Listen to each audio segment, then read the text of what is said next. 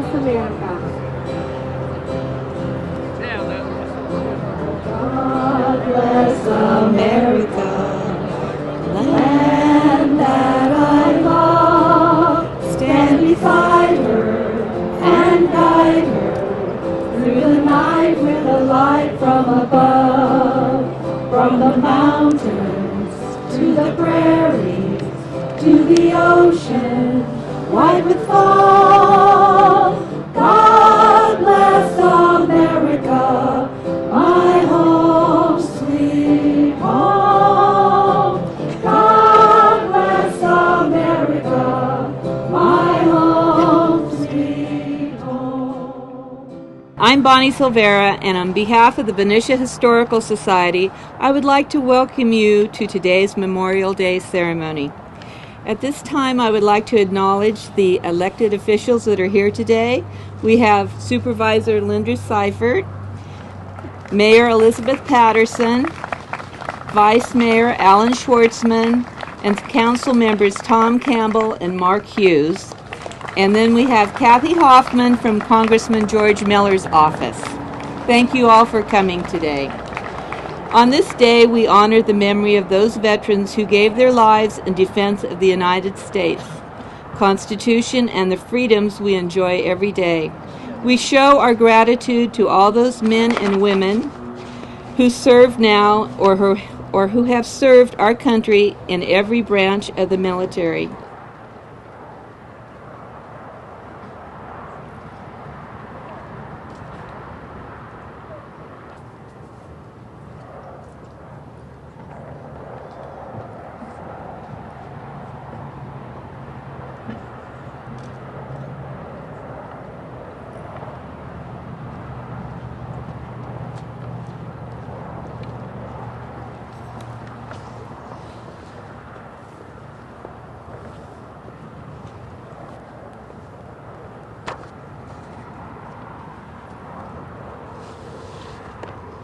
Hold it. Hold it. Hold it. Hold it.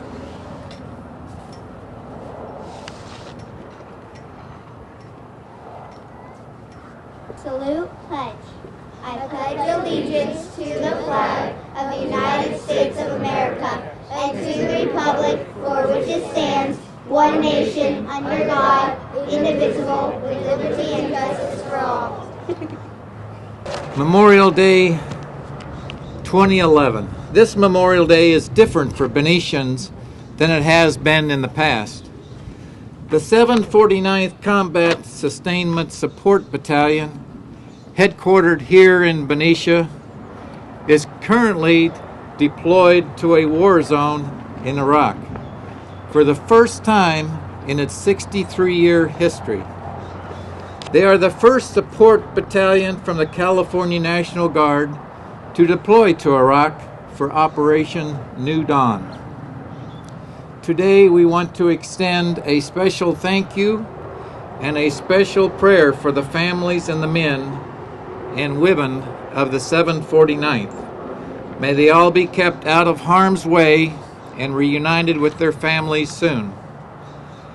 Our troops, both living and dead, have their faith and beliefs rooted in the many religions of the world. Some statistics show that there are 19 major religions, but in reality, there are literally thousands. Over the years, the military, like society in general, has become much more religiously diverse. The military has put forth a great deal of effort to facilitate the religious needs of all service members and to respect the rights of non-believers. What is the best way to include prayers for each and every faith that our troops believe in? I think the best way is for each one of us to offer our prayers and gratitudes in our own faith and beliefs for everything our troops have sacrificed for each one of us and our country. We will now have a minute of silence during which everyone can offer their prayers and gratitudes in their own way. Let us bow our heads in prayer.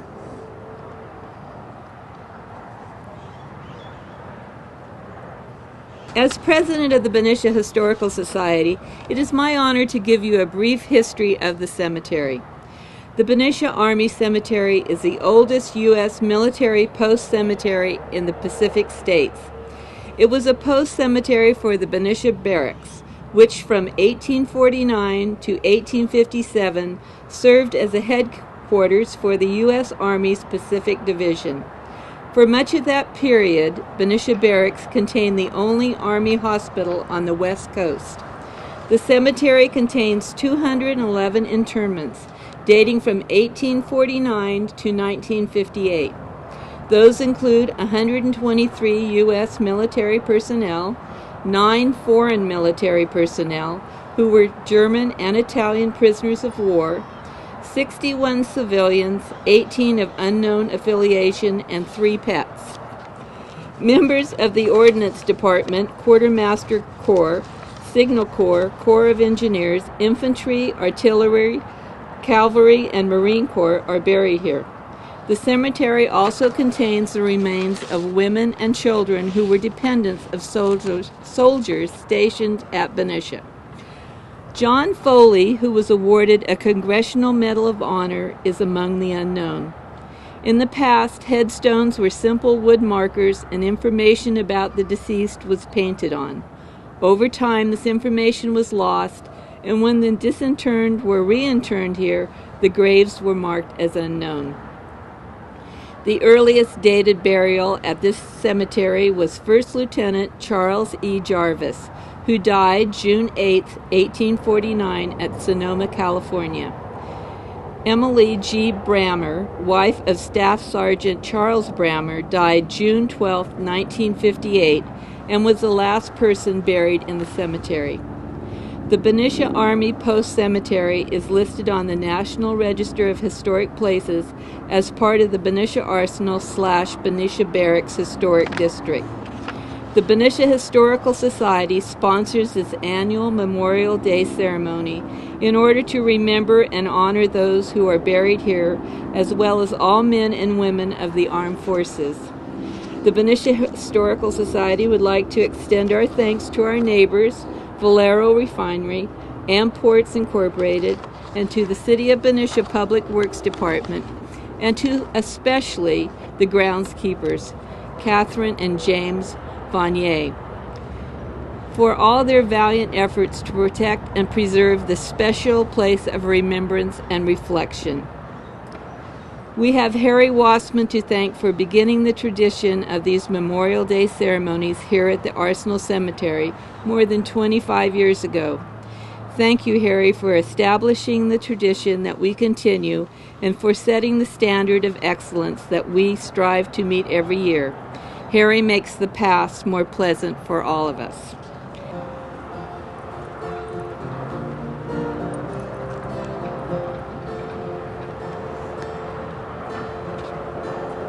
Beautiful for spacious skies, for amber waves of grain, for purple mountains' majesty, above the fruited plain. America, America, God shed His grace on thee, and crown thy good with brotherhood from sea to shining sea. Oh, beautiful for pilgrimage, whose turning passions dress, a thoroughfare for freedom across the wilderness. America, America, God lend thine every thought, confirm thy soul in self-control, by liberty in law.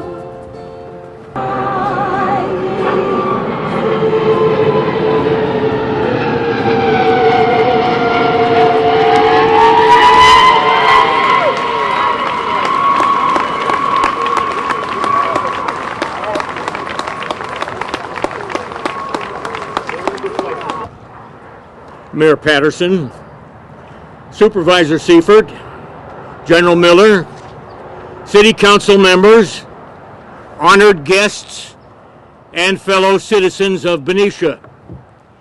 It's an honor and a pleasure to be back with you again in this place of rest, this gem of a military cemetery.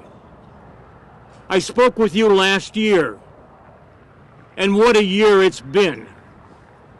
Earthquakes, tsunamis, threat of nuclear radiation, giant floods, a year of military casualties, but also a year in which we achieved both vengeance and justice by eliminating bin Laden, the principal sworn enemy of our republic.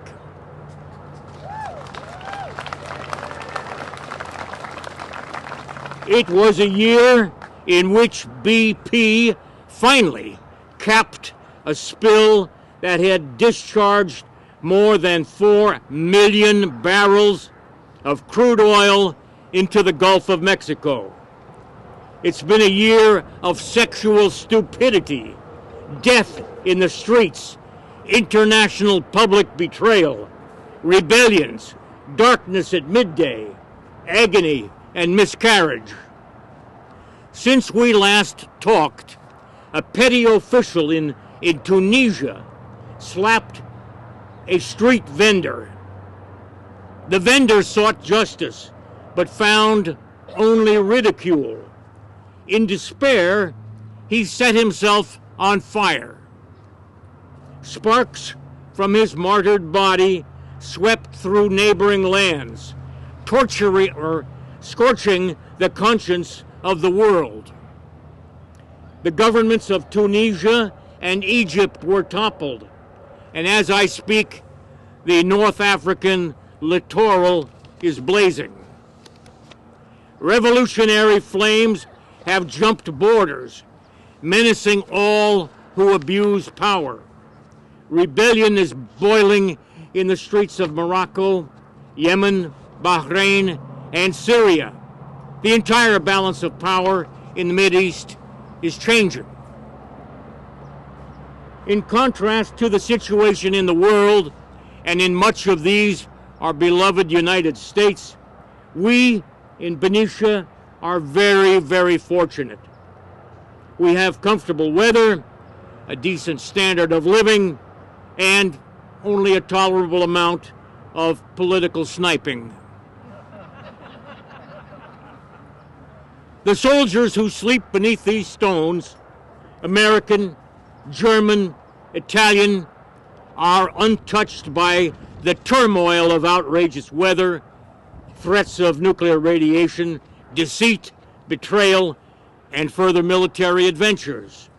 They've paid their dues and earned their rest. Your presence here today honors them and their sons and daughters in military service. At this time, I'd like to read 2 poems by a splendid modern Greek poet, Constantine Cavafy.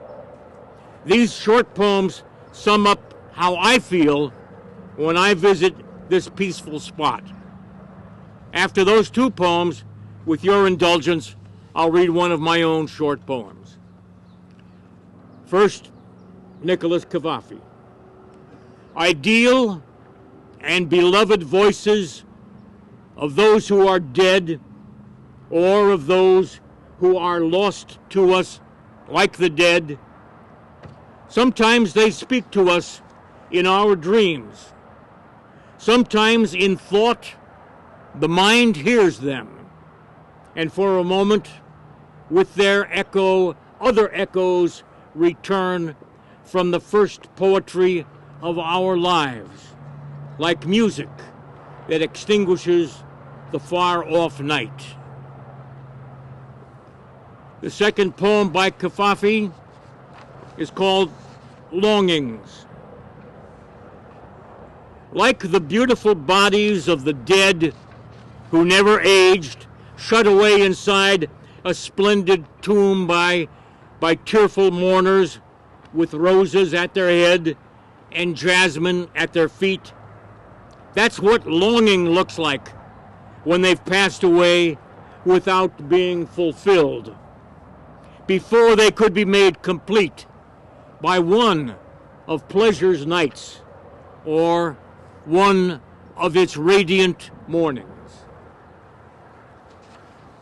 And now, a poem of mine. This poem is called Art Lesson. Parts of the picture are plain to me. The sky, the sun, a house, a tree. The artist's name is David, with a backward D. Yes, David, grade 3. Look, the sky is blue, Crayola blue, with an orange sun that casts no shadows. Shadows don't come until high school. A plane hangs in the Crayola sky, surrounded by puffs of flak. See bombs falling from the plane, exploding on the ground in plumes of Crayola black. At the side of the house, see the bodies on the lawn, 2 women and a child. The lawn is Crayola green and crimson. Thank you.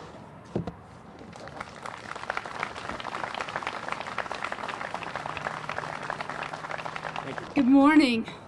It's my honor to be here today, to be a part of Benicia's community and see the other communities around our nation come together to embrace, support, and give tribute to our heroes, past and present, those dedicated soldiers, sailors, Marines, Coasties, Air Force, airmen, that gave of their lives in the service to our great country and to promote democracy around the world.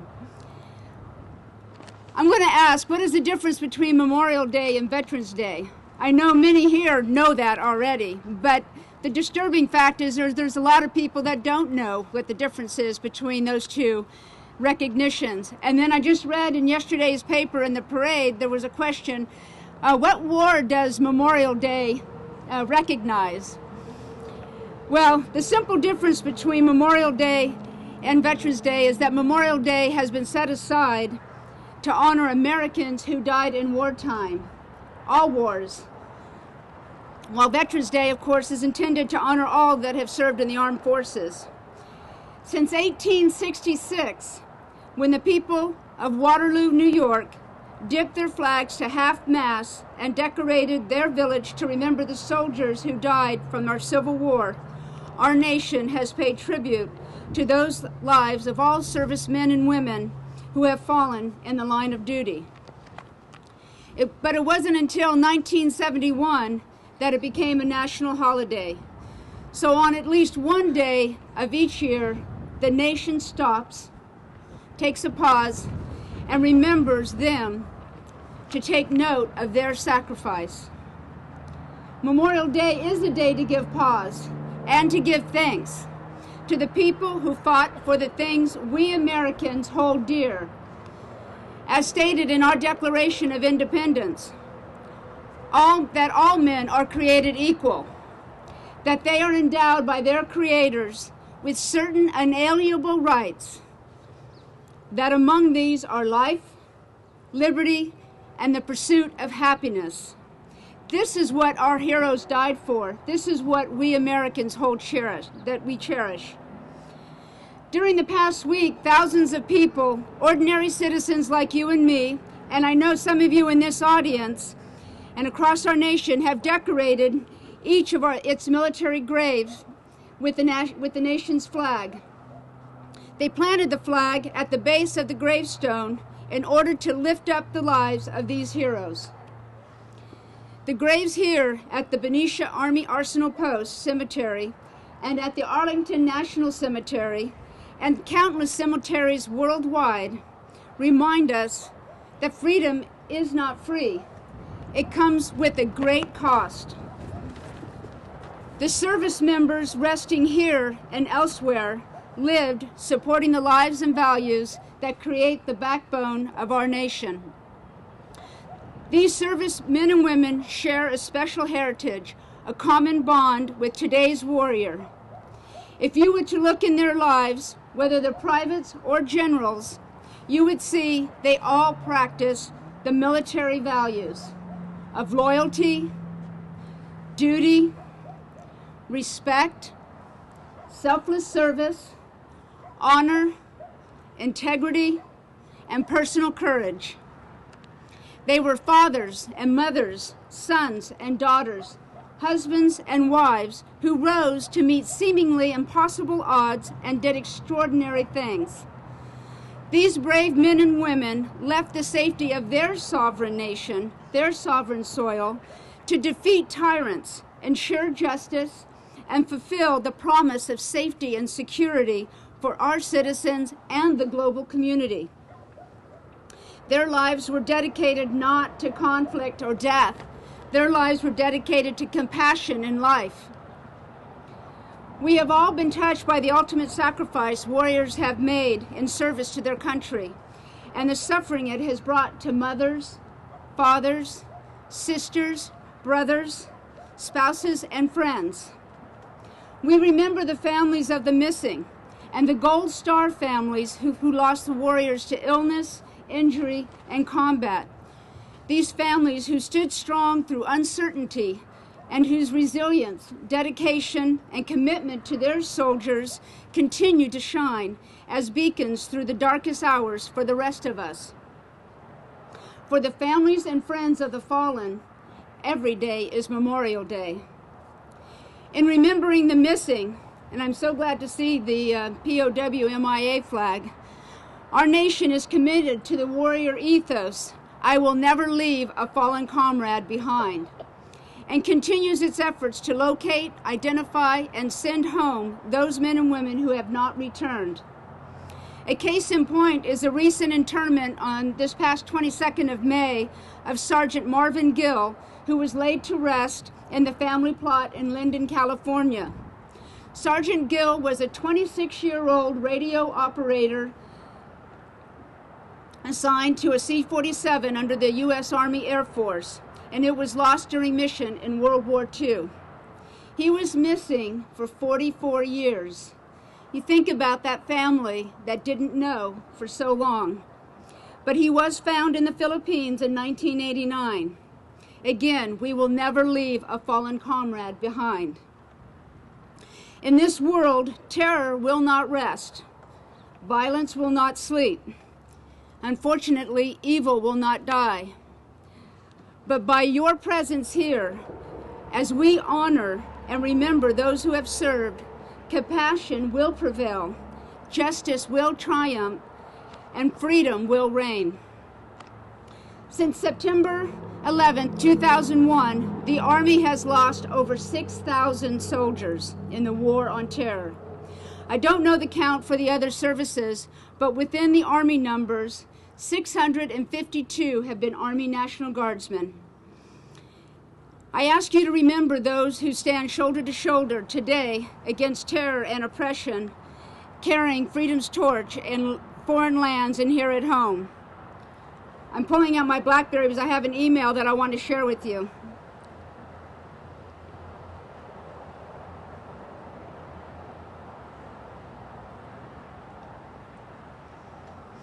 As the chaplain has stated, our very own 749th Combat Sustainment Battalion, headquartered here in Benicia, they are at contingency base, operating base in Adder, Iraq. And via email, I have spoken to their commander, Lieutenant Colonel David Sinetti. He indicates in his email to me that their unit is the command and control headquarters for more than 1,000 soldiers, sailors, and civilians. This unit is solely responsible for all the supply, maintenance, distribution, and transportation support for all of southern Iraq. The soldiers and civilians in this unit are exposed to many risks from the enemy, to include indirect fire and improvised explosive devices. He states, despite Despite the risk, these men and women have not faltered in their duty and have shown great professionalism and dedication to the mission. This unit is the premier logistical formation in southern Iraq, proudly serving and representing the Army, the nation, the great state of California, and the citizens of Benicia and the other cities where the soldiers are from. He says that the morale is good and that the soldiers of the 749th are doing us proud.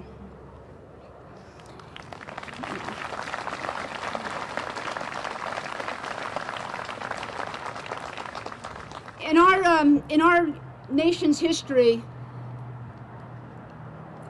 our wars had been fought overseas, but now it seems that they are abroad and at home. And I just wanted to give you a reminder that we have 2,500 soldiers and airmen on our border today between the United States and Mexico. So I ask you to remember the fallen, those currently serving, absolutely support their families, and never forget the missing, and rejoice in their lives. In the words of Henry Wadsworth Longfellow, they are dead, but they live in each patriot's breast, and their names are engraved on honor's bright crest. Thank you. God bless America. The oath of enlistment is taken by all those who enlist in the United States Armed Forces. It is a solemn oath that reaches into the very depth and soul of each individual who takes it. It is true that we members of the armed forces give up some of our rights when we join the armed forces, but it is for the higher good of our country and for all Americans. We hold military personnel responsible for their word. We punish via the Uniform Code of Military Justice or other legal administrative methods those who break the oath.